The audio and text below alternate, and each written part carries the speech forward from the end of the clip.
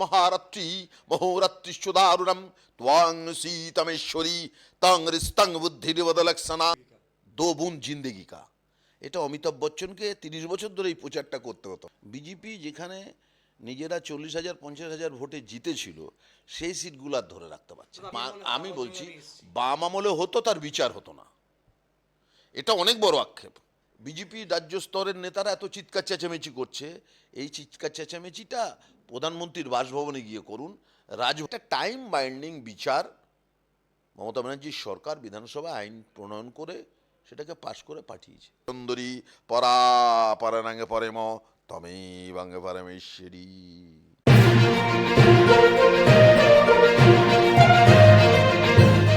নমস্কার, প্যারালাল নিউজের সাফ কথায় আপনাদেরকে স্বাগত। সাফ কথা, ডানে নয় বামে নয়, সোজাসুজি। আর আজকে আমাদের সঙ্গে যিনি আছেন তিনি একাধারে বিধায়ক এবং উত্তর 24 পরগনা জেলা পরিষদের সভাধিপতি নারায়ণ গোস্বামী। দেখুন, আজকের দিনে টাইম ম্যানেজমেন্ট হচ্ছে সবচেয়ে বড় ব্যাপার। মায়েদের কাছ থেকে এই অনুপ্রেরণা পেয়েছি। বাংলায় মোদ্দা কথা আছে যে মায়েরা ভাতও রাঁধে চুলও বাঁধে। সুতরাং এটা কি একটা ম্যানেজমেন্ট। নিয়ম করে আমি আমার বিধানসভায় কেন্দ্রেও যেরকম সপ্তাহে 3-4 দিন যাই, তার বিকেলবেলার দিকে গেলাম, সকালবেলা আমি অফিস করলাম, বা সকালের দিকে গেলাম, বিকেলবেলা অফিস করলাম। অ্যাসেম্বলি থাকলে অ্যাসেম্বলি হাউস করি। তো এটা একটা দীর্ঘ, আমি এমএলএ যদিও 21 সালে, কিন্তু জেলা পরিষদ এই 3rd টার্ম বকলমে আমি এর আগে 10 বছর, আগের টার্মের 10টা বছর জেলা পরিষদের আমাদের দলের দলনেতা ছিলাম এবং পূর্ত পরিবহনের কর্মাধ্যক্ষ ছিলাম, কারণ আমাদের সভাধিপতির সিটটা সংরক্ষণ ছিল। এবারে অসংরক্ষিত হওয়ার কারণে বাংলার দলনেত্রী মমতা বন্দ্যোপাধ্যায় আমাকে সুযোগ দিয়েছেন, অভিষেক বন্দ্যোপাধ্যায় আমাকে সুযোগ দিয়েছেন। আমি চেষ্টা করব যে তারা যে কারণে আমার ওপরে দায়িত্বটা দিয়েছেন, আমি তো কিছু নই। 66 জন এখানে মেম্বার আছে, কর্মাধ্যক্ষ আছে, অধ্যক্ষ আছে, উপাধ্যক্ষ আছে, গ্রামীণ এলাকার বিধায়করা আছে, সাংসদরা আছে, সব কিছু নিয়েই আমাদের একটা পরিবার। সেইভাবেই আমরা কোনো অসুবিধে নেই। দুজন, উত্তম বারিক, যারা বিধায়ক, জেলা সভাধিপতি, তাহলে কি এটা ধরে নেওয়া যায় যে উত্তর 24 পরগনা জেলায় নারায়ণ গোস্বামীর চেয়ে যোগ্য মানুষ কেউ নেই, কিংবা যারা নারায়ণ গোস্বামীর থেকে যোগ্য নন? না, এরকম নয়, আমার থেকে যোগ্য মানুষ নেই এই কথা বলবার। মানুষ আছে, তারা হয়তো ভোটে দাঁড়াননি বা দল টিকিট দেয়নি, এটা সম্পূর্ণ দলের আভ্যন্তরীণ বিষয়। আর অনেক যোগ্য মানুষ আছে যারা আমাদেরকে পরামর্শ দেয় বিভিন্নভাবে। আমি এটা আপনাকে বলতে পারি যে মমতা বন্দ্যোপাধ্যায়ের সঙ্গে আমার পরিচয় থ্রু বারাসাতের বিধায়ক প্রাক্তন স্বর্গীয় গোপাল মুখার্জির মাধ্যমে। সিন্স 1993, 1993 সাল থেকে আজ পর্যন্ত আমি নারায়ণ গোস্বামী একদিনও মমতা বন্দ্যোপাধ্যায়কে ছেড়ে অন্য কোথাও যাইনি। তো বলা যেতে পারে দীর্ঘদিন এই পঞ্চায়েত রাজ ব্যবস্থার সঙ্গে থাকতে থাকতে, যেদিন বাংলায় সিপিএম ছিল, আমার গ্রামের বাড়ি স্বরূপনগর, সেদিন আমরা স্বরূপনগর থেকে কিন্তু সিপিএমকে সম্মিলিতভাবে উৎখাত করতে পেরেছিলাম। বাংলার পরিবর্তনের পরে তো সবটাই আমরা করেছিলাম মমতা ব্যানার্জির ছবি, তার প্রতীককে সামনে রেখে। তারপরে 11 সাল থেকে তো আমরা বাংলার মানুষের ভোট নিয়ে নেত্রী মুখ্যমন্ত্রী হয়েছে। আপনি বললেন যে আপনি কোনোদিন মমতা ব্যানার্জি ছেড়ে যাননি, কিন্তু যারা একসময় ছেড়ে গেছিলেন তারা দলে ফিরে এসেছেন এবং তারা রীতিমতো উচ্চ পদে তারা আছেন।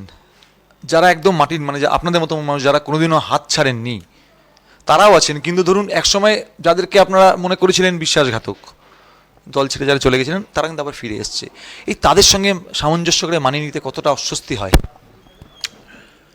দেখুন, রাজনৈতিক দলও একটা পরিবারের মতো। একটা পরিবারে 4-5 জন যদি সদস্য থাকে, মত পার্থক্য, মত বিরোধ থাকবে। তারপরও সংসারের যে গার্ডিয়ান তিনি কিন্তু নিরপেক্ষতার সঙ্গে যাকে যে দায়িত্ব দিলে হয় সংসার পরিচালনার ক্ষেত্রে সেই কাজ করবেন।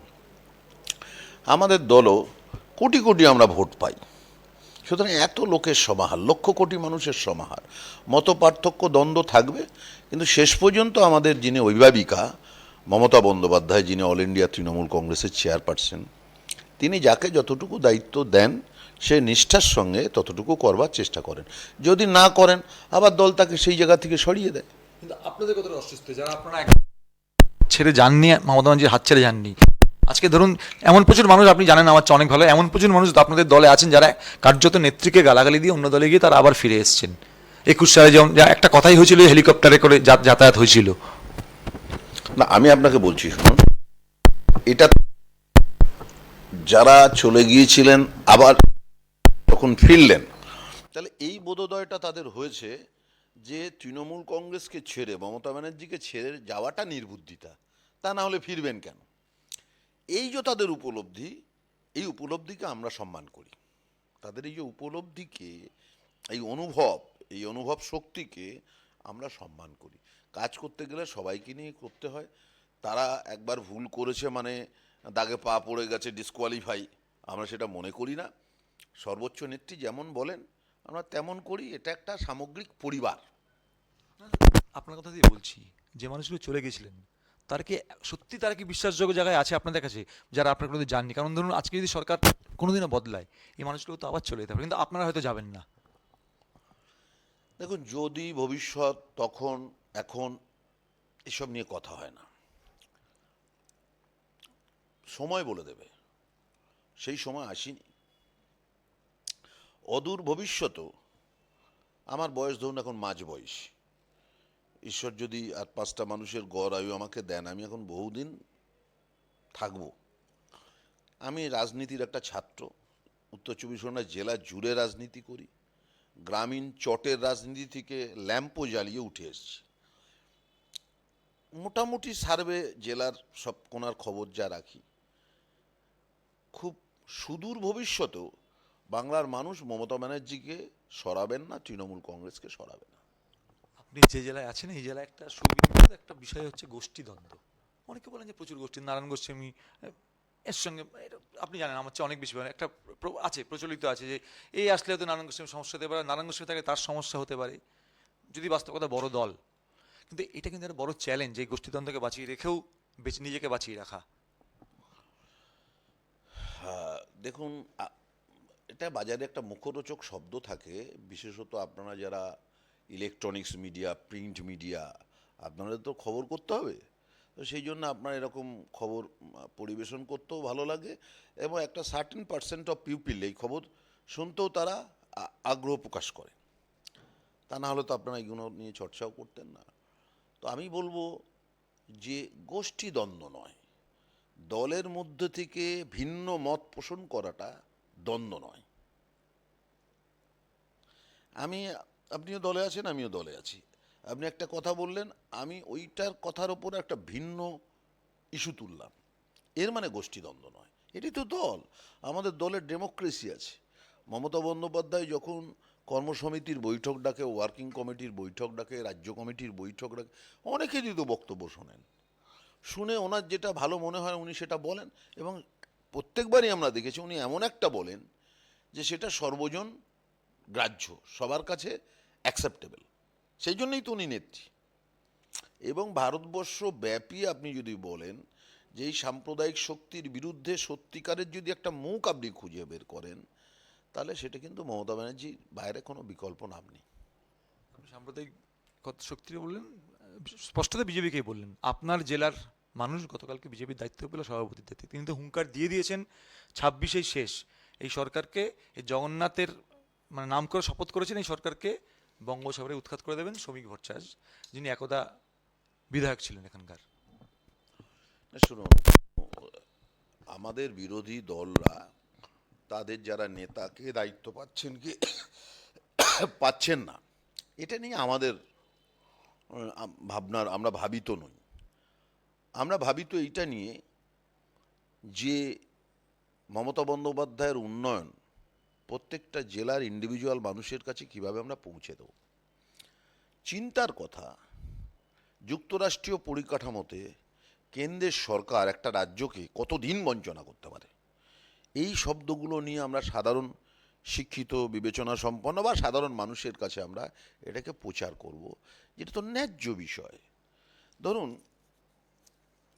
যে জিনিস বিজেপির সরকার করছে, যদিও মমতা বন্দ্যোপাধ্যায়কে বললেও উনি সেই রাস্তায় জীবনে হাঁটবেন না। উনি যদি সেই রাস্তায় হাঁটতেন, তাহলে বিজেপি করা মা বোনেরা লক্ষ্মীর ভাণ্ডার ভাতা পেতেন না, বিজেপি করা গরিব মানুষগুলো বাংলা আবাস যোজনায় রাস্তা পেত না, বিজেপি করা মানুষগুলো বা সিপিএম করা মানুষগুলো বা অন্য দল করা মানুষগুলো এই বেনিফিটগুলো পেতেন না।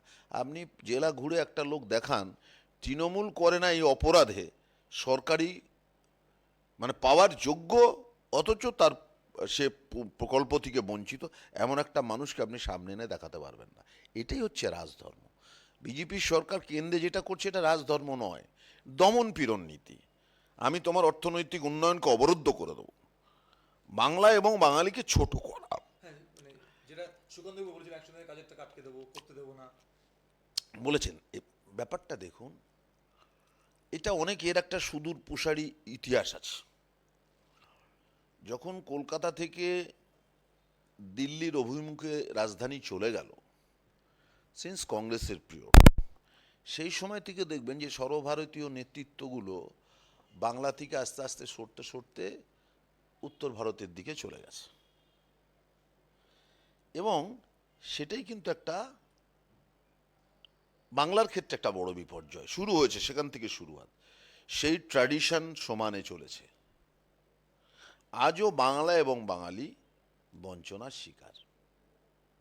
আজও বাংলা এবং বাঙালি, নেতাজি সুভাষ বোসের ওপরে স্বাধীনতার উত্তর ভারতে কংগ্রেসের বঞ্চনা ছিল, আজও মমতা ব্যানার্জির উপরে বঞ্চনা হচ্ছে, তার বাংলার প্রতি বঞ্চনা হচ্ছে।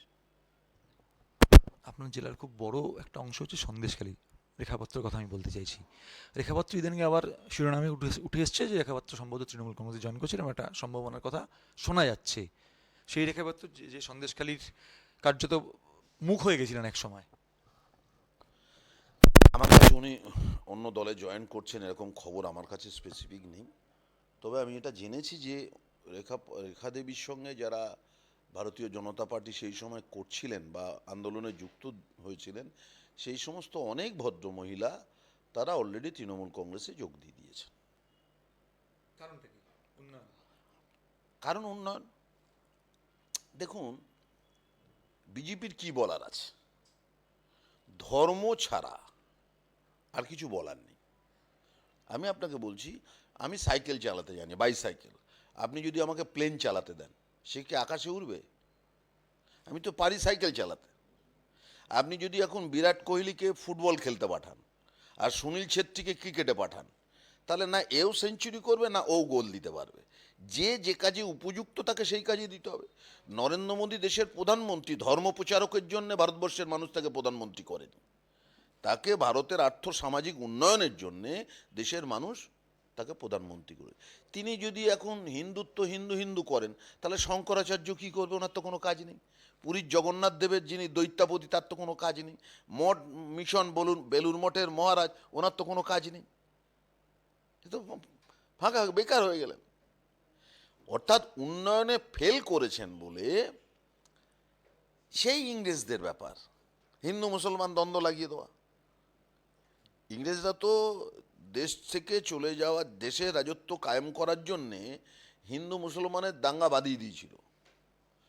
বিজেপি সেই জুতোর মধ্যে, তাদের ছেড়ে যাওয়া জুতোতে বিজেপি এখন পা গলিয়েছে, যেহেতু সে নিজের যোগ্যতা প্রমাণ করতে ব্যর্থ, অক্ষম। তাই আপনি বলেছিলেন যে দাদাগিরি করলে তৃণমূল কংগ্রেসের স্থান নেই একটা বোমার ঘটনাতে, কিন্তু এই মুহূর্তে দেখা যাচ্ছে আপনি পরপর একদম যদি দেখেন শেষ কসবার ঘটনায় সেই দাদাদের হাতে কিন্তু তৃণমূল কংগ্রেসের দায়িত্ব। আপনি জানেন গতকালকে রাজন্য একটা মারাত্মক অভিযোগ করেছে যে এআই দিয়ে তার একটা নিউড ছবি তৃণমূল কংগ্রেসের ছাত্র পরিষদের নেতাদেরকে দেখানো হতো। তো সেই দাদা কালচারই তো তৃণমূল কংগ্রেসে রয়ে গেছে এখনও, যেটা আপনারা যেটা বারবার করে বলছেন, যেটাতে তৃণমূল কংগ্রেস ঠাঁই নেই। কিছু নেতার মদত, কেউ জেঠুর কথা বলছেন, কেউ কাকুর কথা বলছে, কেউ দাদার কথা বলছেন, নামগুলো উঠে আসছে। তাহলে তো কোনো পরিবর্তন দেখতে পাচ্ছি না। তাহলে কি আপনাদের কথা লোকে শুনছেন না, শুধু আপনারা বলছেন কিন্তু মানুষ মানে তার কর্মীরা সেটা মানছেন না? আমি আপনাকে একটা কথা বলি, দেখুন, কসবার ঘটনাটা অত্যন্ত স্পর্শকাতর, নারকীয় তাণ্ডব, পাশবিক অত্যাচারকেও হার মানিয়েছে। দল সরকারের পাশে আছে, সরকার দ্রুত ব্যবস্থা গ্রহণ করেছে, পুলিশের যেটা করার পুলিশ সেই তদন্তটা করছে এবং নির্দিষ্ট গতি বজায় রেখেছে। দল দাদাগিরিকে সমর্থন করে না, এটা আজকের কথা নয়, অনেক পুরনো কথা। এটা মমতা বন্দ্যোপাধ্যায়ও বলেন, আমাদের নেতা অভিষেক বন্দ্যোপাধ্যায়ও বলেন। একটা জিনিস আপনাকে বুঝতে হবে যে 70,000 বুথ আছে পশ্চিমবাংলায়, 70,000 ইউনিট। এবারে একদিন আমি কিছু একটা বলে দিলাম, সঙ্গে সঙ্গে সব নিয়ন্ত্রণ হয়ে গেল, এরকমটা হয় না। যদি হতো তাহলে 30 বছর ধরে এই পালস পোলিও কি দো ফোটা কা বুন্দ দো বুন্দ জিন্দেগি কা, এটা অমিতাভ বচ্চনকে 30 বছর ধরে এই প্রচারটা করতে হতো না, একবার বললেই তো হয়ে যেত। সুতরাং সামাজিক অবক্ষয়কে ধরে রাখার, অবক্ষয় যাতে না হয় সেই জন্য ধারাবাহিকভাবে প্রসার দলের নীতি মানুষের কাছে তুলে ধরতে হবে, তবে নির্মূল হবে। একদম প্রায় শেষের কাছে আর কয়েকটা প্রশ্ন। একদম এই পরপর 26-এ নির্বাচন, একের পর এক যা যাচ্ছে তৃণমূলের বিরুদ্ধেই আছে। ধরুন চাকরি থেকে শুরু করে আরজিকর থেকে শুরু করে কসবা, কতটা আশঙ্কা বোধ করছেন? কারণ মানুষ কিন্তু রাস্তায় নামছে, যেটাও আপনারা বলছেন সেটাও ভালো হয়েছে, মানুষ গণতান্ত্রিক রাস্তায় নামতে পারছে, এটা আপনারা বলছেন। কিন্তু মানুষ রাস্তায় নামছে, মানুষ কিন্তু বলছে যে ধরুন একসময় তৃণমূলের বিরুদ্ধে কিছু বলতো না, এখন মানুষ কিন্তু বলছে। এটা কতটা দাঁড়াচ্ছে? দেখুন, আদালত আছে, আইন কোর্ট কাছারি আছে, মানুষের নাগরিকের অধিকার আছে গণতান্ত্রিক মুভমেন্ট করবার, সেই পরিবেশ বাংলায় বজায় আছে, স্বাধীনভাবে মত প্রকাশের বিষয়টা রয়েছে। এরপরও আমি আপনাকে বলবো যে কালীগঞ্জের উপনির্বাচন কি শিক্ষা দেয়? যত উপনির্বাচনগুলো হয়েছে, বিজেপি যেখানে নিজেরা 40,000 50,000 ভোটে জিতেছিল, সেই সিটগুলো আর ধরে রাখতে পারছে না। আপনি কালীগঞ্জ তো বললেন, কালীগঞ্জ তো এটাও শিক্ষা দিল যে বিজয় মিছিল থেকে সকেট বোমা ছড়া যায়। নিশ্চয়ই অন্যায়, নিশ্চয়ই অন্যায়। তৃণমূল কংগ্রেস এটাকে সমর্থন করিনি। আমি ডিফারেন্সটা অন্য দলের থেকে বলবো কি, আপনি উত্তরপ্রদেশে দেখুন, মহারাষ্ট্র দেখুন, যেখানে অন্যায় করে বিজেপি রাজ্যে ছাড় পাওয়া যায়, মমতা ব্যানার্জি রাজ্যে কিন্তু অন্যায় করলে, তৃণমূলে যদি অন্যায় করে, ছাড় নেই। ডিফারেন্সটা এই জায়গায় দেখুন। আমাদের তো লক্ষ্য অন্যায় যেন না হয়, কিন্তু আমার চাওয়া আর বাস্তবে হওয়ার মধ্যে একটা ব্যবধান থাকে। আমার চাওয়া, আমার ছেলে অমুক জায়গা অমুক এতদূর পড়াশুনো করলে আমার মন শান্তি পাবে। এবার আমার ছেলে, আমি যা চাইছি অতদূর পর্যন্ত নাও যেতে পারে, বা তাকে অতিক্রমও করতে পারে। সুতরাং আমার চাওয়া আর বাস্তবে পাওয়া দুটোর মধ্যে একটা পার্থক্য চিরকাল ছিল, আছে এবং ভবিষ্যতেও থাকবে। কোথাও কি নারায়ণ গোস্বামীর আক্ষেপ হয় এই বিষয়গুলো দেখে যে না হলে ভালো হতো? এইগুলো না দেখুন, বাম আমলে হতো, দেখুন এই আমলে আমি হাওয়া বলছি, জমি আমি এসেছি। বাম আমলে হতো, তার বিচার হতো না, এটা অনেক বড় আক্ষেপ। কিন্তু তার মধ্যে এটা না হলেই ভালো হতো, কিন্তু তার মধ্যেও ঘটনা, যে ইন্ডিভিজুয়াল ঘটনার উপরে মমতা ব্যানার্জির প্রশাসনের লক্ষ্য আছে, রাজনৈতিক দল ও মত নির্বিশেষে কোনো রং দেখে নয়, তারা সাজা পাচ্ছে আসামিরা, এই জায়গাটা অন্তত স্যাটিসফ্যাকশন আছে। আমি অন্য কথা বলছি, এই যে ধর্ষণ ইত্যাদি ইত্যাদি, নারী বাবা, কমাস আগে বিধানসভায় অপরাজিতা বিল পাস হয়েছে, হ্যাঁ, রাজ্যপাল আটকে রেখে দিয়েছে অবশ্যই। কেন্দ্রীয় সরকার আটকে রেখে দিয়েছে। কমাস, আমি যদি ভুল না হই 6 মাস। তাহলে এত বড় স্পর্শকাতর ইস্যু, বিজেপি রাজ্য স্তরের নেতারা এত চিৎকার চেঁচামেচি করছে, এই চিৎকার চেঁচামেচিটা প্রধানমন্ত্রীর বাসভবনে গিয়ে করুন, রাজভবনে গিয়ে করুন, যে রাজ্যের অপরাজিতা বিলটাকে ছাড়ুন। কিন্তু মানে তো কেন্দ্র তো বলছে, কেন্দ্র তো আলাদা বিল করেইছে, সুতরাং আলাদা করে আবার বিল কেন? কোনটা? কেন্দ্র তো এই বিল করেইছে। কোন বিল করেছে? না না, কেন্দ্রের সঙ্গে আমাদের রাজ্যের বিলের অনেক পার্থক্য আছে। আমরা একটা টাইম বাইন্ডিং ইনভেস্টিগেশন 3 বছর ধরে চলছে, 4 বছর ধরে চলছে, এটি কি? সুতরাং একটা টাইম বাইন্ডিং বিচার মমতা ব্যানার্জির সরকার বিধানসভা আইন প্রণয়ন করে সেটাকে পাশ করে পাঠিয়েছে, আজকে 6 মাস হলো ঝুলিয়ে রেখেছে। এই প্রশ্নটা আমি বারবার করছি, রাজ্যপাল কিন্তু সত্যি দেখা যাচ্ছে একাধিক ক্ষেত্রে রাজ্যের একাধিক বিল আটকে রাখছে, যেটা এই নজির কিন্তু পশ্চিমবঙ্গে ছিল না। তো কোথাও কি রাজ্যপালের একটা সেই ব্যাপার থাকছে যে দেখুন, একচোখা? না না, অদৃশ্য সুতো দ্বারা নিয়ন্ত্রিত হলে যা হয় তাই হচ্ছে, রাজ্যপাল অদৃশ্য সুতোর দ্বারা নিয়ন্ত্রিত, তাই হচ্ছে। দাদা একটা যেটা প্রশ্ন, যে সম্ভবত আপনি সেই গায়ক যে গায়ককে গান করে একটু বকা খেতে হয়েছিল, নিশ্চয়ই বুঝতে পারছেন। দেখুন, এটা দলের অভ্যন্তরীণ বিষয়। আমি আমার অনুশোচনা প্রকাশ করেছি। কেউ যদি ব্যথা পেয়ে থাকেন তার জন্য আমি আজও ব্যথিত। আমি দলের কাছে আমার দলের কথা বলেছি। এছাড়াও আপনাদের প্রেস মাইডে যেহেতু প্রশ্নটা তুললেন, অকপট দেখুন, ভুল করলে ভুল স্বীকার করবার মতো মানসিকতাও থাকতে হবে। আপনি বলতে পারবেন না আপনি চিরজীবনই সব কাজ সঠিক করবেন। আমার ক্ষেত্রে হয়েছে। নারায়ণ গোস্বামী একাধারে রাজনৈতিক নেতা, একাধারে নাট্যশিল্পী, একাধারে গায়ক এবং মারাত্মক ভালো শ্রোত বাক্য পাঠ করেন। আর কয়েকদিন বাজে তো পুজো, প্যারালাল নিউজের দর্শকদের জন্য একটু বীরেন্দ্র কৃষ্ণ ভদ্রর, যেহেতু পুজোর অলরেডি আমেজ চলে এসছে। না, আমাদের আপনার সুযোগ পেলে বললাম 7ই জুলাই এবং 8ই জুলাই উত্তর কলকাতায় গ্রিস মঞ্চে আমাদের দুটো শো আছে। একটা হচ্ছে মনোজ মিত্রের বাঞ্ছানামের বাগান অবলম্বনে আবার বাঞ্ছা, আর পরের দিন হচ্ছে মহিষাসুর মর্দিনীর কে সামনে রেখে নমস্তস্যই। এটা 8 তারিখ সন্ধ্যে 6:30 হবে। দর্শকদের কাছে অনুরোধ করবো, আপনাদের যারা দর্শক সুযোগ পেলে আসবেন, দেখা হবে। বাঙালির হৃদয়ে মননে দেবী দুর্গা যেরকম আছেন হৃদয়ের আসনে, তেমনি বীরেন্দ্রকৃষ্ণ ভদ্রকে বাঙালি যতদিন থাকবে মনে রাখবে। এখানে সমস্তটা জুড়ে তো আর শ্লোক নেই। চণ্ডী অনেক বড় ব্যাপার, কয়েক ঘন্টা সময় লাগে। তবু আমি আপনাকে বলি যে যেটা আমরা করেছি, যেমন আশ্বিনের শারদ প্রাতে বেজে উঠেছে আলকামঞ্জির, ধরণীর বহিরাকাশান্তরিত মেঘমালা, প্রকৃতির অন্তরাকাশে জাগরিত জ্যোতির্ময়ী জগদমাতার আগমন বার্তা, আনন্দময়ী মহামায়ার পদধ্বনি অসীম ছন্দে বেজে উঠে রূপলোক নরলোকে আনে নবভাব মাধুরীর সঞ্জীবন। তাই আনন্দিতা শ্যামলা মাতৃকার মিনময়ীকে চিন্ময়ীতে আবাহন। এরপর একটা গান গেল।